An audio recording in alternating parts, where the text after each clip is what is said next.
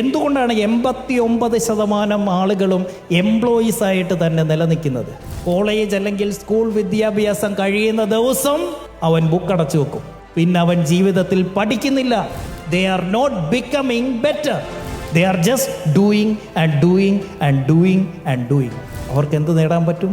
കൂടിപ്പോയാൽ ആ ലോവർ ക്ലാസ്സിൽ നിന്ന് മിഡിൽ ക്ലാസ് വരെ എത്താൻ പറ്റും. They cannot become rich, they cannot become wealthy.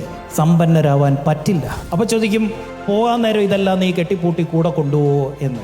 ഇല്ല. പക്ഷേ ജീവിച്ചിരിക്കുമ്പോൾ നമുക്കൊരു പവർ തരും പണം. എന്താണെന്നറിയോ? Power of choice. എന്ത് വേണം എന്ത് വേണ്ട എന്ന് തിരഞ്ഞെടുക്കാനുള്ള ചോയ്സ് നമുക്ക് കിട്ടും. അതാണ് പണം തരുന്ന power. So money can give us happiness. അത് ജീവിച്ചിരിക്കുമ്പോൾ ഉണ്ടാക്കുക. ഇതുണ്ടാക്കാൻ അറിയാത്തവരാണ് സമത എന്ന് പറയുന്നത്, പോകുമ്പോൾ നീ ഇതൊന്നും കൂടെ കൊണ്ടുപോകുന്നില്ലല്ലോ എന്ന്.